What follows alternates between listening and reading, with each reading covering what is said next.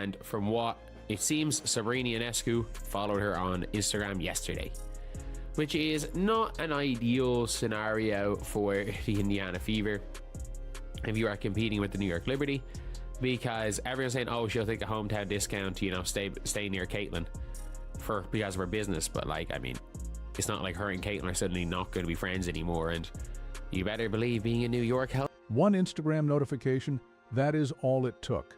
A single follow, Sabrina Ionescu to Lexie Hull, and suddenly the Indiana Fever's most dangerous off-season threat snapped into focus in real time. It wasn't a trade demand. It wasn't a press conference. It wasn't a leaked report from a beat reporter. It was a follow button. And in the WNBA's hyper-connected world where every digital interaction between players carries coded meaning, that is all the signal you need. Here's what you need to understand right now. The New York Liberty just fired a calculated shot across Indiana's bow, and based on the Fever's current financial architecture, they may not have the ammunition to fire back. Caitlin Clark's championship window, the 3-year stretch that every Indiana fan has been building towards since the moment she was drafted first overall, is sitting directly in the crosshairs of a Liberty roster operation that is ruthless, patient, and operating at a level Indiana's front office has not yet demonstrated it can match. If you have been watching this offseason unfold and feeling like something seismic is building beneath the surface, you were right. And this video is going to connect every dot, because the Lexie Hull situation is not just a contract negotiation, it is a referendum on whether the Indiana Fever organization is actually equipped to build a championship roster around the best player in women's basketball. If this kind of deep dive analysis is what you come here for, hit the like button right now. What we are about to unpack goes significantly beyond what the surface level coverage is showing you, and you're going to want to share it. Let's start with the moment that started everything. Sabrina Ionescu is not a casual social media user. She is arguably the most technically complete point guard in the WNBA, the engine of a franchise that just won a championship, and she has been in this league long enough to understand exactly what a well-timed public follow communicates during the offseason. Ionescu following Lexie Hull on Instagram is not a coincidence of the algorithm, it is an invitation. It is the New York Liberty announcing, through the most visible possible low-stakes channel, that they see Lexie Hull as a target, and they want Hull to know it. And Lexie Hull's current contractual status is precisely what transforms that invitation from flattering to dangerous for Indiana. Hull is entering free agency as a restricted free agent. That designation sounds like protection. It sounds like Indiana has the ultimate trump card, the right to keep their player no matter what. But the operational reality of restricted free agency in the WNBA creates a scenario that is far more complicated and far more hazardous than the label suggests. As a restricted free agent, Hull is entitled to take meetings with any team in the league. Any organization can put a formal offer sheet in front of her, and the Indiana Fever, as her original team, have exactly one option: match the offer dollar for dollar or watch her sign elsewhere. There is no proactive negotiation pathway. There is no conversation about loyalty, about chemistry with Clark, about why Indianapolis is worth a slight financial concession. The rules forbid Indiana from structuring that kind of informal preferred deal. Once an outside team submits a formal offer sheet, Indiana faces a pure binary match: every cent or lose the player, full stop. So when the team submitting that offer sheet is the New York Liberty, a franchise with structural cap flexibility deliberately engineered to absorb exactly this kind of targeted free agency strike, the trap becomes immediately visible. Multiple analysts studying Liberty's off-season projections are identifying the same construction pattern. New York is running back the most expensive championship core in the league's recent history, but they have carefully positioned their supporting cast on minimum and reserve free agent contracts. That is not an accident. That is cap architecture designed to create surgical flexibility at exactly the right moment. And you might be saying, oh, but like, how is that? The New York Liberty have 3 max contract players. The odds of Saab taking a regular max over supermax is relatively high. And the odds of John Quell taking the regular max, the odds of Stewie taking a 200k pay cut is relatively high. Like, these are players that might take that pay cut. But if we're being real here, they also have an entire team of minimum contract players. Their whole team are reserved free agents. Sabrina Ionescu is projected to accept the regular maximum rather than the supermax, a significant voluntary reduction that reflects a championship-first mentality. Jonquel Jones is following a similar path. Breanna Stewart, who has already won everything this sport offers, may accept a pay reduction to keep the core intact for another title run. These are players who have secured their financial foundations. The next contract is about legacy, not security. And because every single one of New York's role players is sitting on a reserve free agent deal, the Liberty possess the structural freedom to redirect that pooled savings toward a specific high-value target. A target like a versatile, proven, championship-tested 3-and-D wing in the prime of her earning years. The market has already established Lexie Hull's price point with uncomfortable precision for Indiana.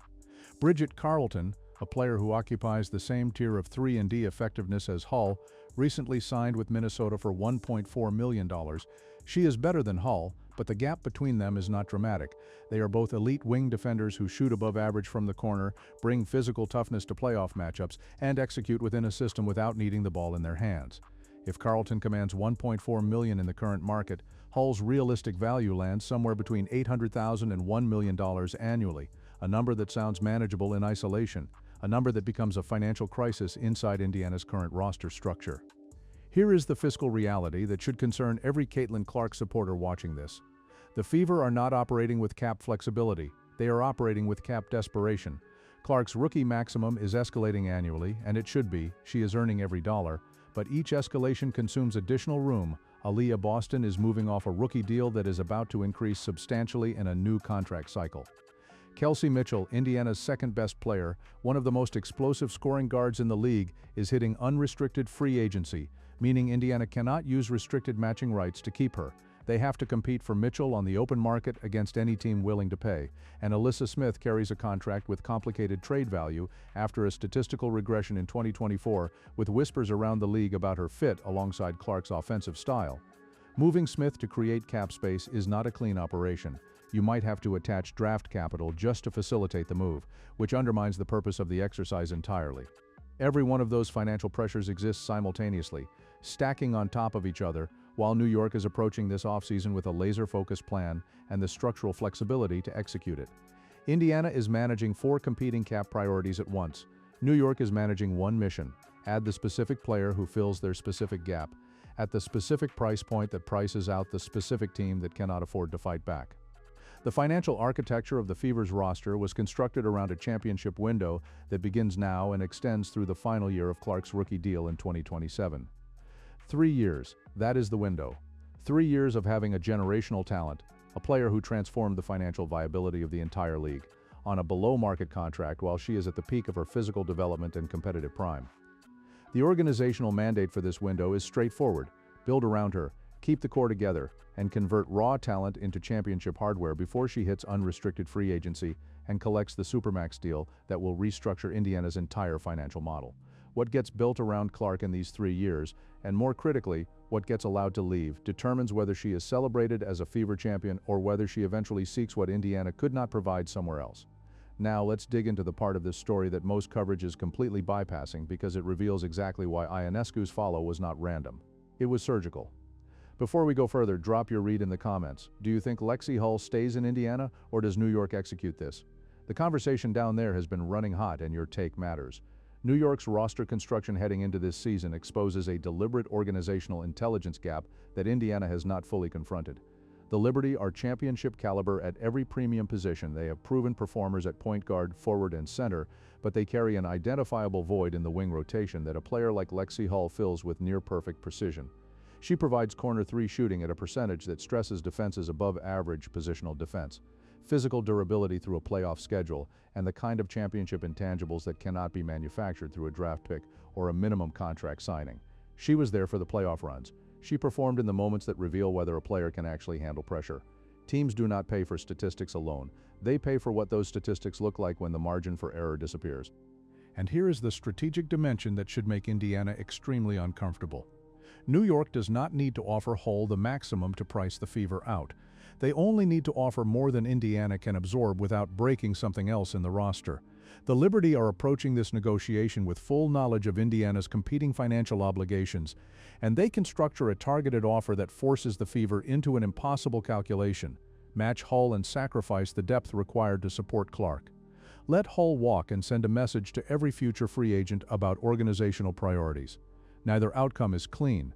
Consider what matching an $800,000 to $1 million Hull offer actually requires Indiana to sacrifice. Kelsey Mitchell's unrestricted free agency becomes the direct casualty in that scenario. You cannot pay Hull and Mitchell simultaneously without something collapsing. Mitchell is not a depth piece. She is an elite scoring guard who averaged over 21 points per game in 2024, who gives Clark a genuine co-scorer capable of carrying offensive possessions when defenses crowd the paint. Losing Mitchell eliminates the second offensive threat that prevents every defense in the league from building an entire scheme around stopping Clark. Keep Hull and lose Mitchell, and Indiana has defensive continuity, but a diminished offensive system that defenses will immediately exploit.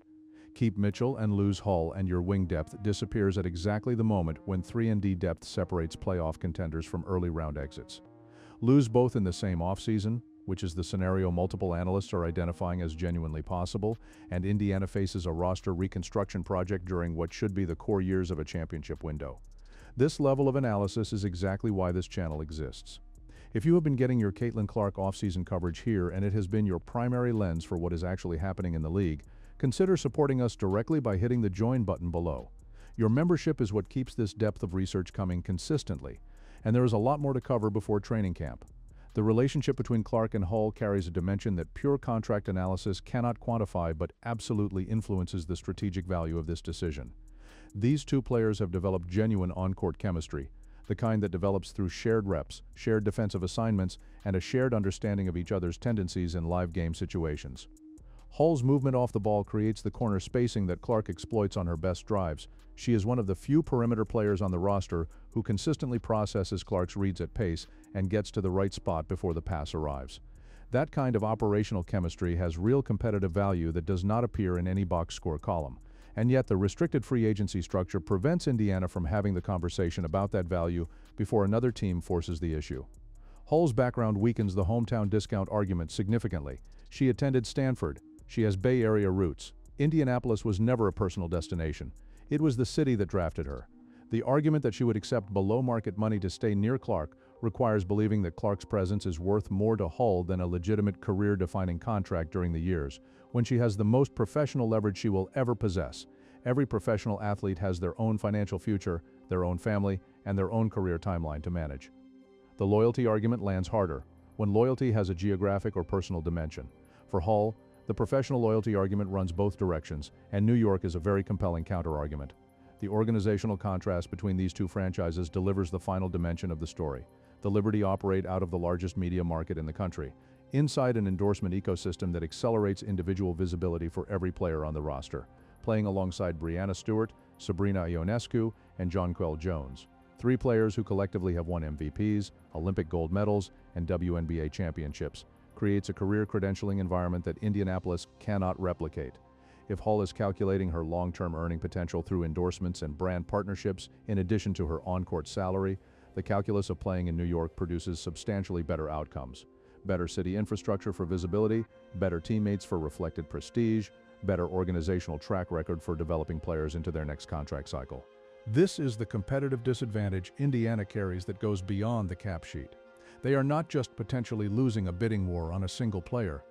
They are losing an organizational attractiveness argument against a franchise that has a fundamentally superior recent blueprint for winning and has specifically engineered this offseason to leverage that advantage at the precise moment Indiana is most financially constrained.